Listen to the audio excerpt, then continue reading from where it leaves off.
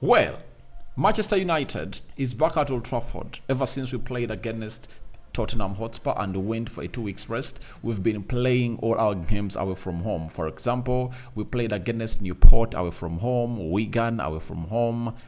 Sorry. It has been Newport away from home and West Ham United Wolverhampton Wanderers away from home, and we've gone ahead to win all those 2 games.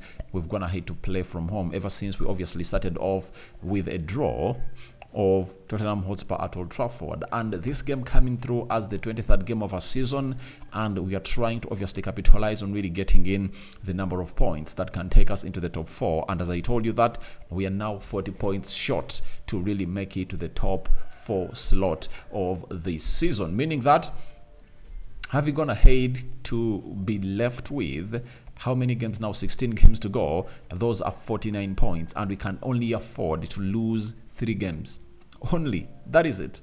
We can only afford to lose 3 games, and we have to win these games. That's why I tell you that this is a must-win game for the club of Manchester United, and that's why on Thursday night, when I saw to it that things were not going on well as we were playing on Wolverhampton Wanderers, I really felt like something was not okay here, because we all knew how much those 3 points really meant for a side that had gone ahead to lead the game by 3-0. It was really very bad and absurd to see to it that we couldn't obviously win it. But thank God we went ahead and obviously won it. And after we won that game of football, guess what happened? Man United is having 35 points. We're in the 7th position. And if at all we win against West Ham, we'll be at 38 points, meaning that we'll overtake that side of West Ham and really try to encroach onto other teams. And why is the win of this game very important? It's very important because of the following fact files that I've gone ahead to gather in here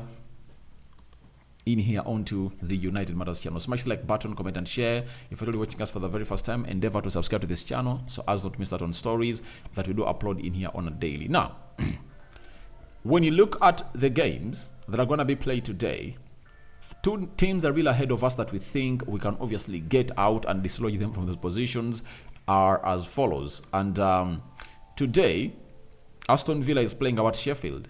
Yeah. Then, remember, even Aston Villa is ahead of us. Then, I want to see Tottenham Hotspur. Tottenham Hotspur is playing away at Everton. You know, these teams that are really ahead of us are going to play today.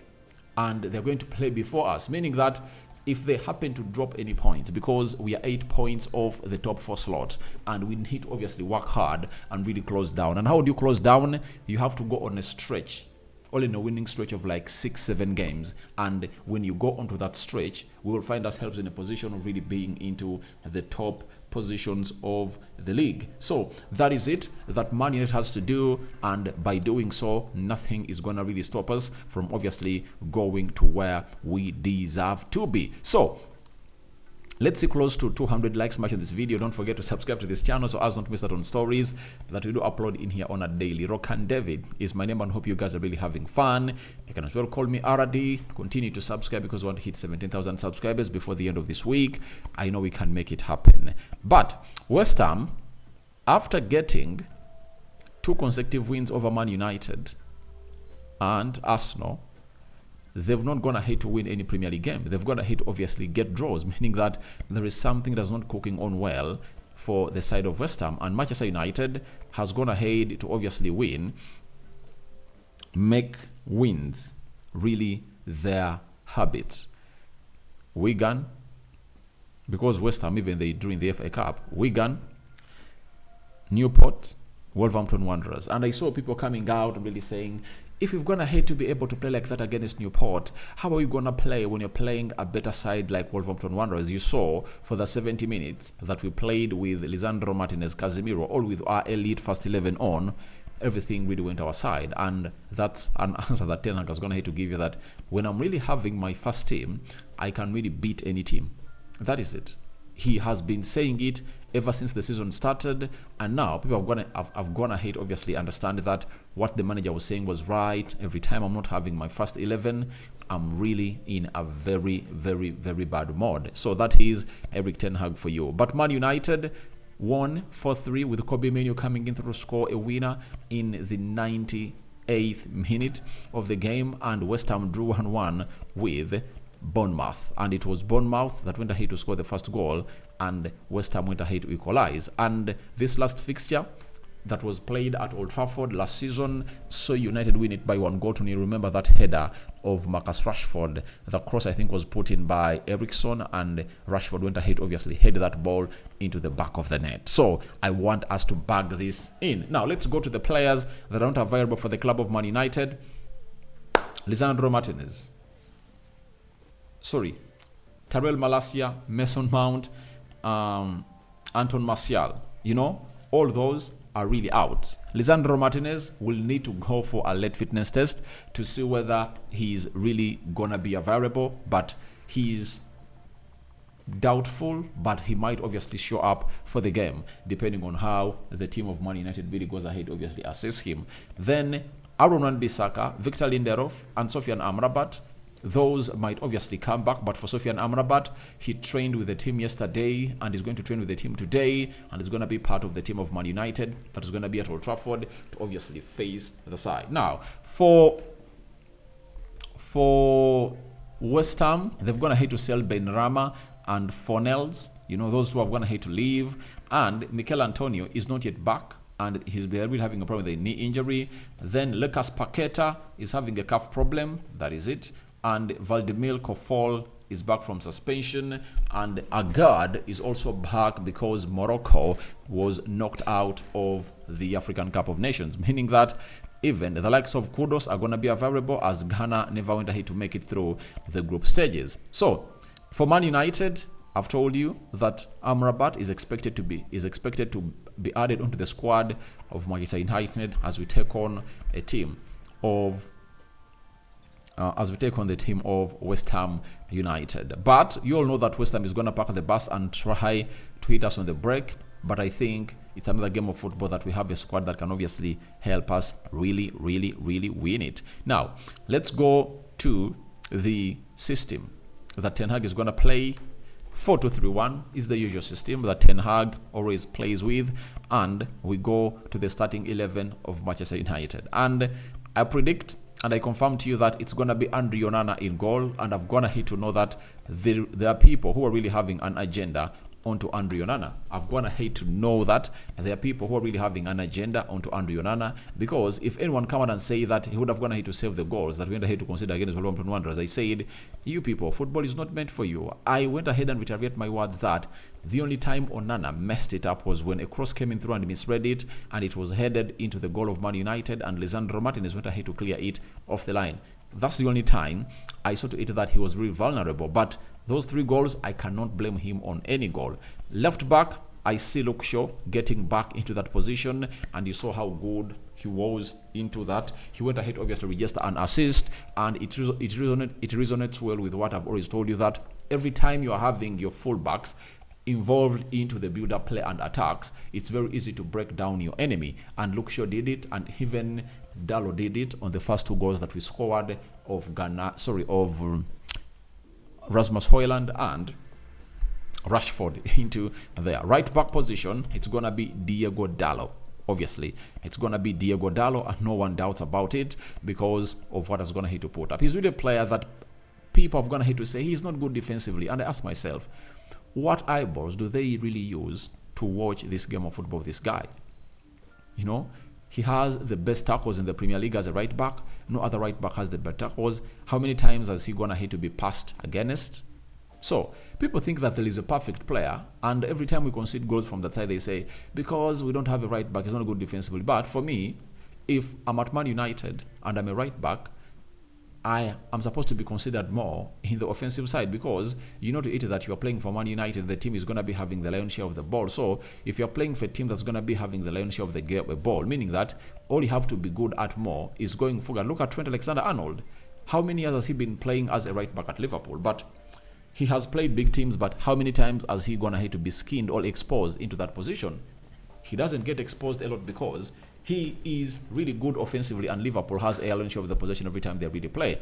The right side of the central defense is going to be Rafael Varane, according to me, and he's going to really get minutes in there for you. On the left back, Sorry, on the left side of the central defense, I go with Lisandro Martinez. Hope he passes the late fitness test, and if at all he does, then that will be good news for us, Club of Money, because I want that back five to really play some 10 consecutive games together. That is it. With us playing 1 game per week, that is really possible for that side. Then we go to the double pivot. I think we are going to maintain the double pivot with Casemiro and Kobbie Mainoo. Eric Ten Hag has on several occasions said that he doesn't want to really feature Mainoo, and he has to maintain him better, that when he plays in the midweek, it's not good for him to play 3 games in a week at his age. But I saw that as a contradicting statement, because we've seen him play Alejandro Garnacho, right? 3 games a week. Now, isn't he contradicting himself? Yet I believe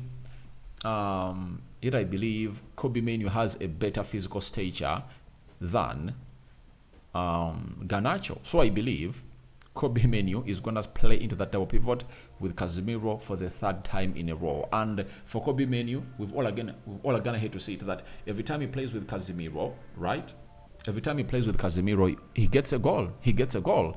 And though for the goal against Wolverhampton, as Casemiro was off, but it shows you that the confidence that is being built in him is really very, very good for him. And that double pivot for me will look better in that. And if at all I'm to really get out Kobbie Mainoo and rest him to prepare him to come through and play the last 30 minutes, I would go for only one player. That is Amrabat. Amrabat alongside Casemiro into that midfield. That's what I'll obviously go ahead and really pick up for. So I don't want to see Eriksen start this game. I don't want to see, hear me out well, I don't want to see Scott McTominay starting into this game of football. So that is it, coming in front of that double pivot, and I think it's gonna go on as follows. Right attacking midfielder, Alejandro Garnacho. That is it for me. And I think he has shown us that on the right, he's really deadly and plays better and better and better. As the left forward, it's gonna go as Marcus Rashford. Marcus Rashford came in through, scored a goal into that game, and he really provided a secondary assist to Luke Shaw to assist for the Rasmus Hojlund goal into that game. Marcus Rashford now has 5 Premier League goals, and we are left with 16 games to go. If I tell you that Rashford is going to hit 20 goals, don't call me mad. Trust me, he has now started to erupt, and this is the moment that you would like him to erupt, because if he happens to go on a stretch of scoring 16 goals in the remaining 16 games, you know, because for the FA Cup, we don't know how far we are going to go. You can obviously add that in there for you to obviously make it 17. Then we will have a lot of him, meaning that Garnacho will explode and Rashford will. So I anticipate that Rashford is going to be played as the left attack midfielder. Bruno Fernandes in the middle of the park, obviously the captain, and he's doing his things better this time. Positional discipline is okay. I'm not going to hate to see him really going in for those Hollywood passes and shots that are really uncalled for, you know, aimless and effortless shots. He's really trying to do the needful. And guess what? Leading the line is Rasmus Hojlund, a player that I can really bet that he's going to score at Old Trafford tomorrow. Guys, this guy is going to play and score a goal at Old Trafford tomorrow. Rasmus Hojlund is not going to stop. And if we can have Rasmus Hojlund, Garnacho, and Rashford fight, all put their bodies on the line to get us 20 goals a season, trust me, things are gonna really look good. For Rasmus Hojlund, he's at 9 and he's left with 11. And I tell you, if chances are created more for him, he's gonna really hit that mark and get it going. So Rasmus Hojlund is gonna be facing Kurt Zuma in that central defense. Then he has to obviously battle him off. Then the other guy is Garnacho. Is it Emerson Palmieri? That is the left back. I think it's gonna be really a very good battle to watch. Rashford, is it Kahela on the right back? Then in the midfield, obviously they're having Calvin Phillips in their midfield. That is West Ham, and Edson Alvarez into that midfield, and they're also going to be having Mohamed Kudus. So we need to see to it that we really defend better and we close those spaces, and we know they are going to capitalize onto the the counter attack. ball over the top, capitalize onto the pace of Mohamed Kudus. But without Lucas Paqueta, I think their threat is really not as much as supposed to be. But there is even Gerard Bowen, the pace merchant, that Luke Shaw has to look at, all when he's being played as a false number 9. Who's going to hit to score very many goals in the league. Now, that's how I believe Ten Hag is going to bring in his starting 11. And let's go to the head-to-head stats before we obviously call it off and I throw in my prediction. We've been told by Google that Man United are unbeaten in their last 15 Premier League home games against West Ham. 12 wins, 3 draws, winning each of the last 3 1-0. So Man United has been keeping a clean sheet for the 3 times we're gonna hit to beat Wolverhampton. Sorry, we're gonna hit to beat West Ham at Old Trafford, and here we come with our full squad, fully charged. The batteries are recharged, the energies are really high, and it's high time we really wait for them. Then secondly, following the 2-0 win at the London Stadium in December, West Ham are looking to complete their first league double over Man United since 2006-2007. Their 1-0 victory at Old Trafford on the final day that season was also their last away league victory against the Red Devils. That is what we are getting coming in through from Google. So they last got a double against us in a season in 2006-2007, and that was one of the best teams of Sir Alex Ferguson, and it was nearing its peak. But when it hit its peak, it destroyed very many teams in the league. Thirdly, Manchester United have won their last 3 Premier League home games their last 3 Premier League home games against West Ham, 1-0.